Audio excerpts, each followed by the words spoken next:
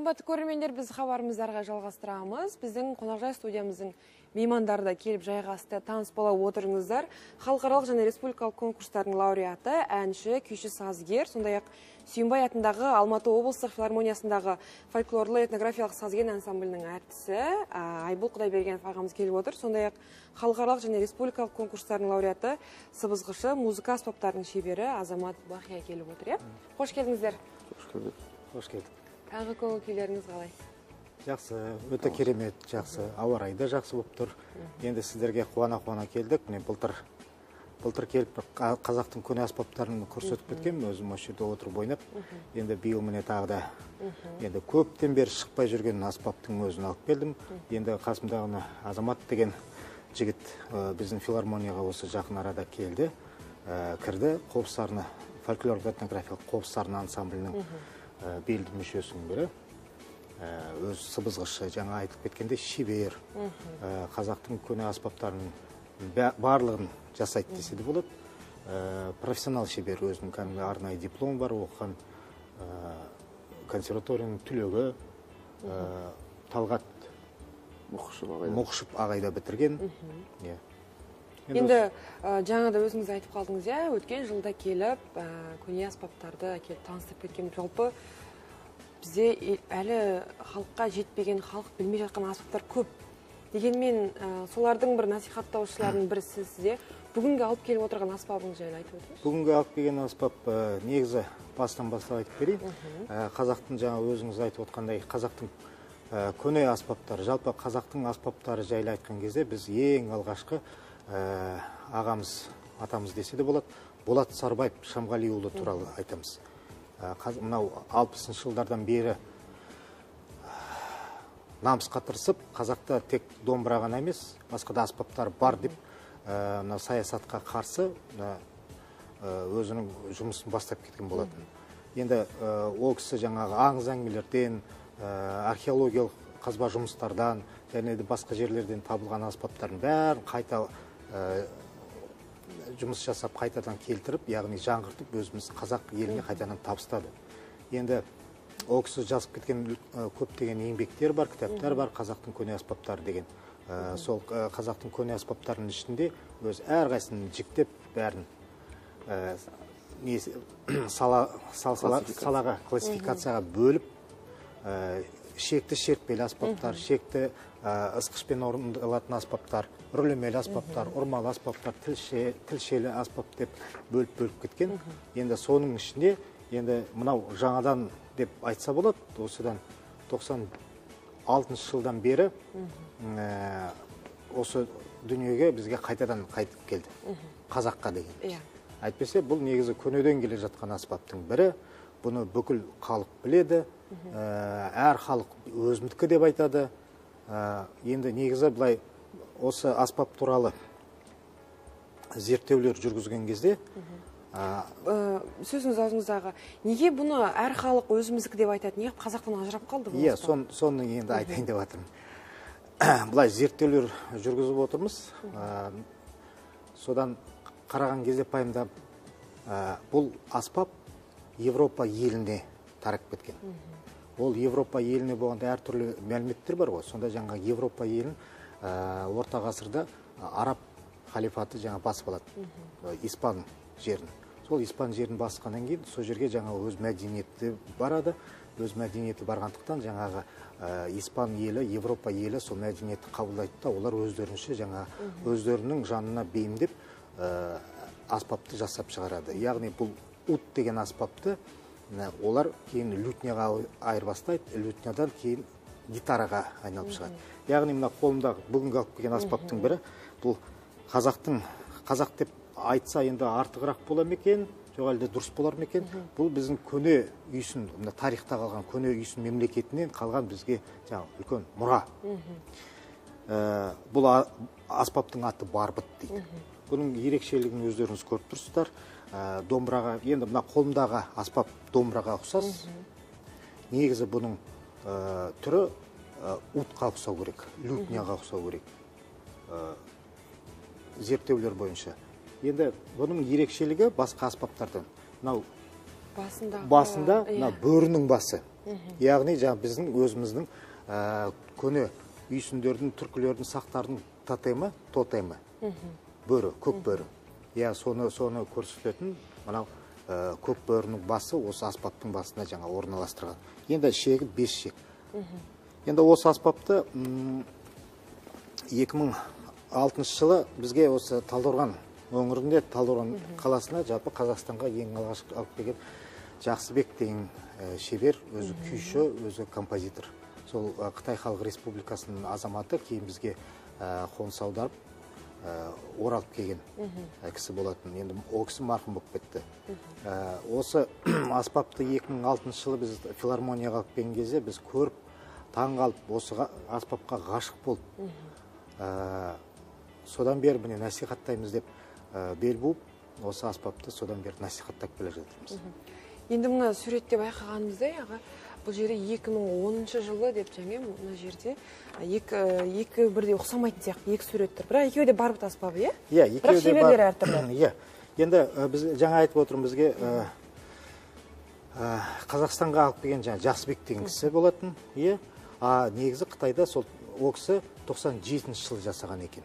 Ал Қытайда ең алғашқы осы аспапты жасаған Сұлтанғазы деген кісі. Сұлтанғазы Ескендір дейді. Сол кісі 96 жылы осы Қытай архивтерінен алған. Бұл енді жай ойдан шығарған нәрсе емес. Бұл біреудің жаңа ойын пайымды бойынша жаңа шыққан аспап емес. Кәдімгі Қытай архивтерінен үйсіндер туралы деректер өте көп бар. Сол үйсіндер туралы деректерін Қытай Республикасының жаңа қазақ азаматтары солар Қытай тілінен қазақ тіліне аударып, көптеген мәліметтер сол кісіге беріп, көрсетіп, сол мәліметтерге қарап осы аспапты жасап шығарған. Енді мынау мен әдейі алып келіп отырмын. Бұл аспаптың екі аспапта да менің інім Ерболаттың үйінде, өзінің үйінде, соның қолында. Мынау мысалы Сұлтанғазы деген шебердің қолынан шыққан барбыт. Ал енді сол 2010 жылы ма? 2010 жылы біз мына осы аспаптың негізінде осы Алматы облысы өзіміздің мына Бақтыбай ауылында тұратын Айдар деген ағамыз шебер. Шалғынбаев Айдарға сол кісіге қайтадан осы аспапты жасаттық. Енді оның өзім бір негізі менің өзім бір ойыммен мына домбыра шертердің басындағы бөріні кішкене бір үлкенірек қылып көрсетіп, анықтау қылып көрсетіп, яғни оның бір өзгерістер жасатқан аспаптар. Енді мына бағана айтып кеткем, Жақсыбек деген кісі жасаған. Жасалғаннан кейін дыбысынан бір өзгерістер орнап дыбыстар енді ол қанша дегенмен. Енді былай айтқанда дыбыстың ерекшелігі ол енді шеберлер дұрыстап айтып береді. Қазір азамат екеуміз қайтадан осы аспапты қолға алып отырмыз екеуміз. Енді жасайтын азамат осы аспаптың ерекшелігі дыбыс жағынан, сапа жағынан сол азамат өзі айтып берсін. Енді жаңағы сіздің бірінші сұрағыңызға мен де қоса кетерім, бір ағаның сөзін құптап, этноорганология деген сала ол аспаптану саласы отырады жалпы. Соның ішінде аспаптарды қайта жаңғыртуға да қарастырылған мәселелері индуктивті, дедуктивті деп екіге бөлінеді. Бізде мысалы жаңағы Болат Сарбаев атамыздың істеген жұмыстарының ішінде дедуктивтік тәсілмен алынған аспаптар бар. Яғни бұл аспаптар бір белгілі бір себептермен немесе бір қолданыстан шығып қалған аспаптарды оның аты ғана қалып, күйі де, тарихы да ұмытылып кеткен аспапты біз қайта жаңғыртуға құқымыз бар. Және олай жаңғырту тәсілін дедуктивтік тәсіл дейді. Бұған біршама аспаптарды келтіре кетсек болады. Тап сол секілді бұл аспаптың да жолы солай болып түсіп тұр. Қазірде тек қана аты ғана бізде сақталған, аздап аңызда сақталады екен. Сондықтан көне түркі елдерінің бірі ретінде біз бұл аспапты қайта жаңғыртып ойнауға құқымыз бар деп санаймын. Ал жақсы дамытып ұстап қалған елдерде әлі күнге дейін бұл аспап тереңірек дамып кеткен. Яғни біздің елімізде домбыра аспабы сондай шеберлікке түскендей, ол елдің де бұған туыстас аспаптары дамыған екен. Енді де біз тағы да бір жаңғыртқанда көнеге барып қайта жасамақшы ойымыз бар. Ол дегенде бұл аспаптың домбыраға қазір ұқсап кеткен болып тұр мына жері. Негізінде жаңа ағаның айтып өткен аспаптарының барлығы түркі елдерінде бар. Сәл соған ұқсатуға тырысуымыз керек, себебі көнелік жатыр ол жерде. Мына мойынның қысқалығы, артының шаппа болып істелуі, кеудесінің үлкен болуы. Яғни ол жерден біз қандай дыбыс күтеміз? Көне бір дыбыстарды беріп қалады деген ниетте эксперименттік жүйе басталған болатын. Бұның басынан аяқ ғылыми жағынан мен кеңес алып отырмын ағадан. Ол мен үшін өте үлкен көмек. Және де болашақта Алла қаласа ойнап жатармыз деген ойдамын. Енді бұған дейін қандай да бір туындыда осы аспап ойналды ма? Иә, бұл қазір енді жас шығып жатқан ансамбльде бұл аспап кең орын алып жатыр. Хастақ ансамблі бұл өзінің алғашқы бейнебаянында түсіріп қойды, сол аманат шығармасында басынан аяқ осы аспаппен сүйемелдейді. Енді қазірде біз сіздерге алып келіп отырған шығармамыз бар. Бұл шығарма сыбызғының күйі болып саналады, өте көне күй. Бұл күйдің аты Сарыөзен деген күй.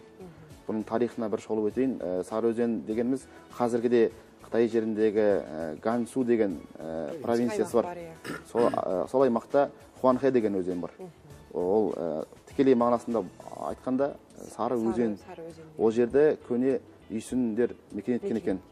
Артынан бұл жердің жаугершілік заманында мекен айырылып, сол елін сағынған, сол жерін сағынғаннан шыққан күй Сарыөзен күйін біз қазір сіздерге осы барбытпен сыбызғының сүйемелдеуіне енді мына сыбызғыны, әдейі сыбызғыны алып келіп отырмыз. Мына жалпы бүкіл әлем бойынша ең көне аспаптардың бірі осы сыбызғы болып келеді.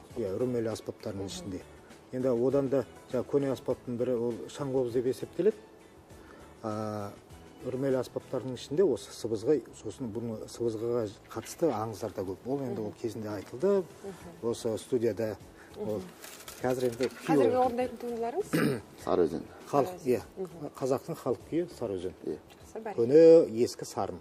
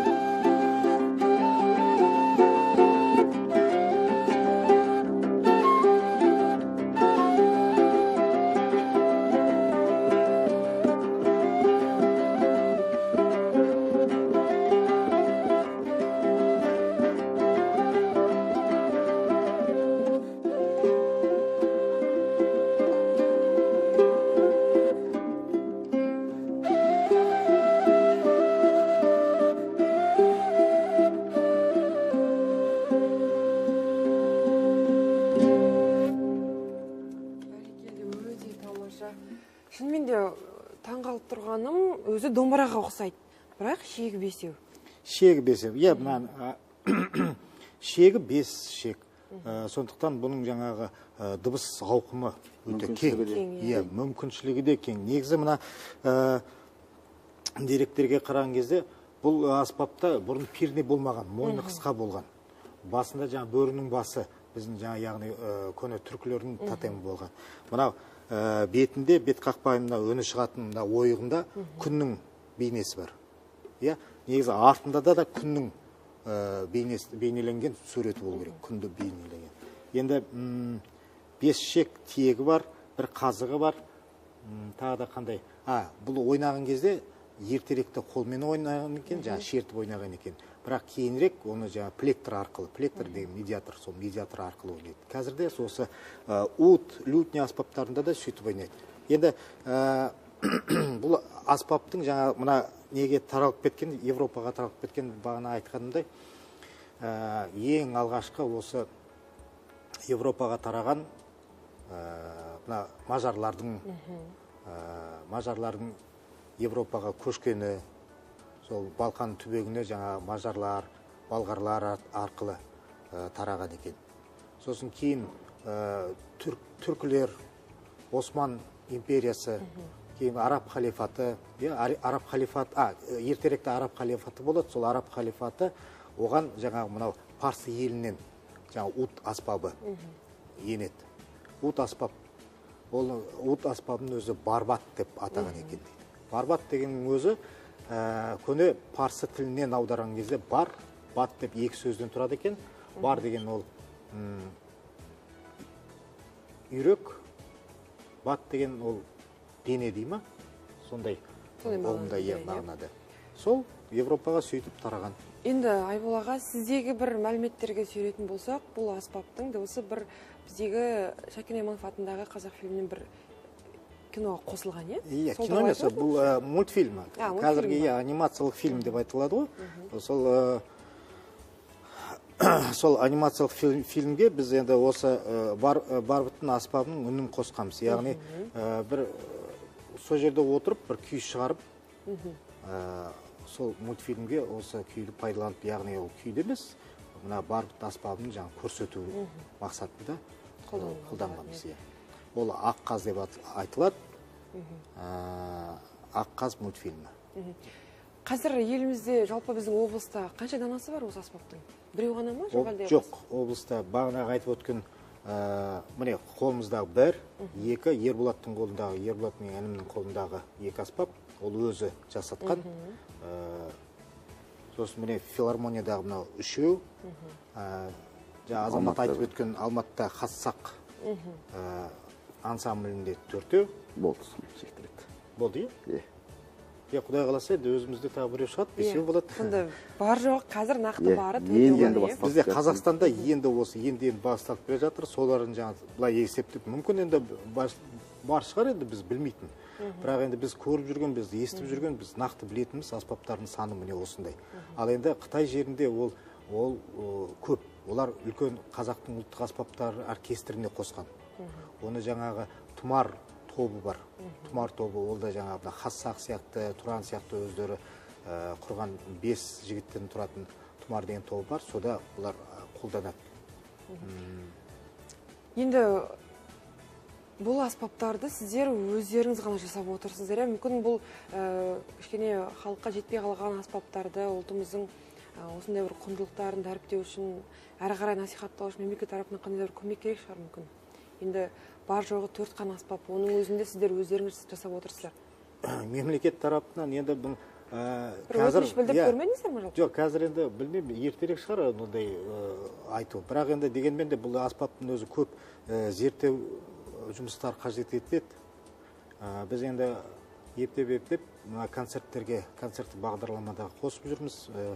Мынау 2006 жылы жасалғаннан бері ең алғаш мен орындап, осы Адырна ансамблінің сүйемелдеуімен, ол кезде мен Адырнада істеймін, Адырна ансамблінің сүйемелдеуімен Аңшының зары деген Аразықтың күйін орындағам. Қазір енді мына Қоссарын ансамблінде осы аспапты осы жігіттер қолданады. Енді бұл қазір тек қана әрқайсысы жеке-жеке қолданғанмен, ол біздің өкімет тарапынан бізге не керек? Бізге пока ештеңе керек жоқ. Ал енді бұл зерттеліп болғаннан кейін, нақты міне бір жүйеге келгеннен кейін бұған репертуар қарастырылу керек. Бұл репертуардың бәрін нақты жинап алғаннан кейін бұны оқыту керек. Сол оқытқан кезде, сол кезде өкімет тарапынан бізге енді үлкен де бір көмек керек болады. Алдымен өзіміз зерттеп бәрін... Алдымен өзіміз бір жасап алайық бұл. Зерттеп, оны нақты бір жүйеге келтірейік. Енді жаңа домбыраға ұқсайды деп жатырмыз ғой, дегенмен арнайы өзінің ноталары да бар шығар, е?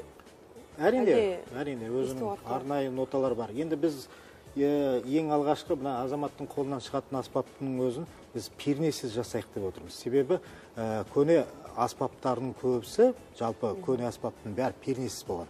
Сондықтан ол аспапты бірінші пернесіз жасап, сосын оны өзіміз меңгеріп, ол пернесіз тарту аспап өте қиын.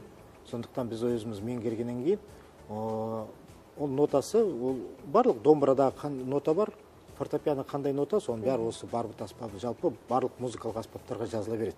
Ол Европадан келген система, ол бәріне жарай береді.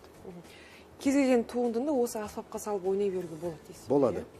Болады. Егер де жаңағы бұл аспапты жаңағы жақсылап жасап болғаннан кейін, бұл Европа классикалық шығармаларда ойнаса да болады. Және шығыс классикалық шығармаларды ойнаса да болады деп ойлаймын. Енді Азаматқа бір сұрақ қояйықшы. Бұл аспапты дайындап, жасап шығару үшін қанша уақыт кетеді? Негізінде бір жүйеге келтіріп алғаннан кейін, ол жұмыс жүреді деп ойлаймыз. Әзірше бізге бұның түп нұсқасын табу барысында ғылыми ізденіс жағында уақыт созып қалуы мүмкін. Ал негізінде осы шамалас аспаптарды жақсылап отырып істегенде 2-3-7 мыңға кетіп қалуы мүмкін. Материалына жаңағы дайын болуына. Енді басқа аспаптарды жасап жүрсіз ғой, дегенмен айырмашылығы бар ма? Қандай домбыра аспабына ұқсайды негізінде. Ондай жасалу тәсілдерінде де ұқсастық кездеседі. Бізге әуелде стереотип үлкен ұғым бар. Бұл аспапты көрген адамның бірінші айтатын сөзі бұл гитара дейді. Яғни осының алдында ғана бір қарағанда гитараға да керек. Мессернай деген аспап жасаған болатынмын. Мессернай деген аспап ол мына волынка аспабының атасы болып саналады. Қазақтың аспабы. Мессернай деп. Бұның да жасалатын жұмыстар өте көп. Оны бір көрген адам музыкант болсын, музыкант болмасын, не шотландты айтады, не волынка айтады. Сол себепті бұл аспаптың әуелде кең таратуымыз керек, және де әлі зерттеулер көп. Содан кейін барып жүйеге түскеннен кейін белгілі болып жатар бұл ақпараттар қанша уақытта жасалады, бағасы қанша болады деген сияқты дүниелер сол кезде шығады. Біз ол жаққа әлі барғымыз да келіп тұрған жоқ. Әуелі бірінші аспапты жасау керек болып тұр. Енді көрермендерде ойлап отырған шығар, жалпы кез келген дүниенің, кез келген аспаптың бір құны болады ғой. Бір мөлшермен айтып көріңізші, көрермендерде құлағдар болып отырсын. Мен білмедім. Енді ол кез келген аспаптың бағасы, ол аспаптың жасалатын материал ағаштарына байланысты болады негізі. Егер қымбат ағаштардан жасаса, оның бағасы әрине қымбат болады. Егер сапасы нашар ағаштардан жасасаң, ол жаңа біздің сапасы жоқ домбыралар сияқты болып, жаңа арзан домбыралар сияқты болып, бағасы да арзан болады. Енді сіздердің бүгінгі берген мәліметтеріңіздің арқасында көрермендерімізде құлағдар болып таныс болды деген ойдамын. Жалпы бұдан бөлек тағы қандай аспаптарды насихаттау жоспарларыңыз бар? Енді бұдан бөлек болғанда біз негізі өзіміздің төл аспаптарымызды насихаттауымыз керекпіз. Енді мына бізде Қазақстан бойынша ұлттық телеарналарда өкінішке орай қазақтың көне аспаптары, қазақтың көне дәстүрін, қазақтың көне музыкасын біз насихаттайтын телеарнаның бағдарламалары өте сирек кетті. Бұрынғыдан қарағанда өте сирек, жоқтың қатарында. Сондықтан осы сіздер арқылы, сіздердің көмектеріңізбен арқылы біз енді насихаттай береміз. Біз енді бұлай өзіміз жеке шығып, мектептерге де барып, осылай әр аспапты жеке-жеке таныстырып, балаларға айтып сөйтіп жүреміз. Бірақ енді дегенмен жалпы бүкіл бұқара халыққа жаңағы жеткізу құралы осы сіздердің қолдарыңызда. Әрине.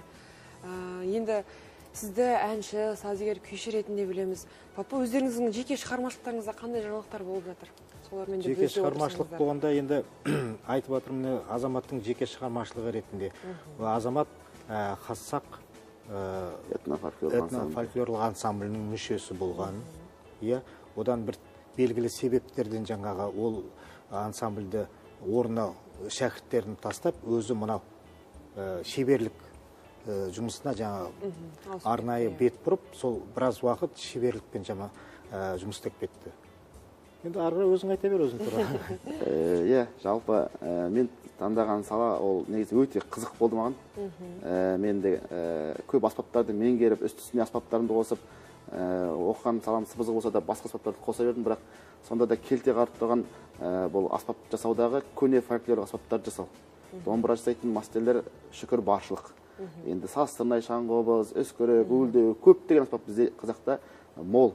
Ұра, керней, шыңырау, құссайрау, бұның аттар ғана қалып тұр.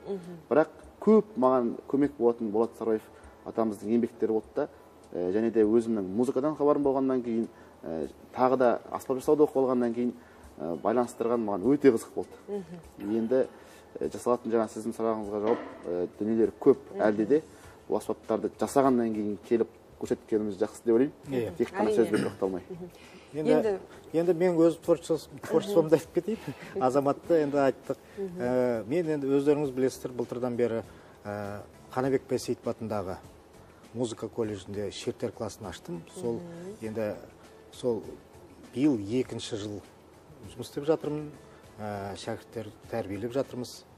Филармонияда сол Сүйінбай атындағы филармониясында әлі сондай жұмыс істеймін. Сазген ансамблінде. Сондай творчествомыз бір орында емес, жүріп жатыр, жақсы. Енді егер рұқсат болса, Азаматтан осы сыбызғы аспабымен бір туынды орындап беруін сұрасақ. Көрермендерімізде енді. Жақсы, орындап берейін сіздерге. Кербез қыз деген күйдің ел арасында тараған бір түрін ойнап берейін. Тамаша, рахмет.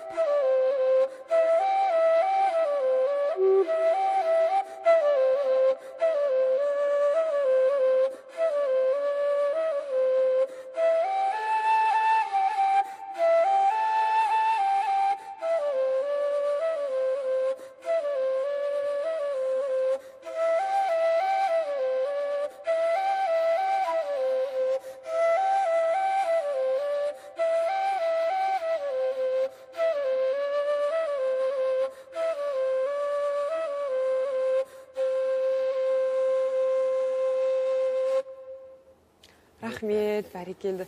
Енді қазақ халқының кез келген аспабының өзіндік ерекше үні, өзіндік әуені бар ғой. Жалпы сіздерге бүгінгі арнамызға келіп, алтын уақыттарыңызды қиып сұхбат бергендеріңізге өз алғысымызды білдіреміз. Енді осы орайда Жетісу арнасын тамашалап отырған көрермендерге деген таңғы тілектеріңіз болса, мархабат. Жетісу халқына, жалпы қазақ халқына тек қана жақсылық тілеймін. Аспандары ашық болып, тек ешқандай жаманшылық көрмесін. Еліміз, жеріміз өркендей берсін. Жалпы қазақ халқына бұл музыка саласында жүріп, естіп, ойнап, күліп, дүниелер жасап жатқанымыз ол елдің тыныштығының арқасында. Сондықтан еліміз тыныш болсын, елбасымыз аман болсын, және де алға баса берейік, өркендей берейік деп тілеймін. Сіздерге де осы өзіміздің ұлттық құндылықтарымыздың жолында ізденіс жолындағы еңбектеріңізге мол табыс тілейміз. Әрдайым осындай жақсы жаңалықтарыңызбен келіп бөлісіп отыруларыңызға тілектеспіз. Сіздерге де рахмет.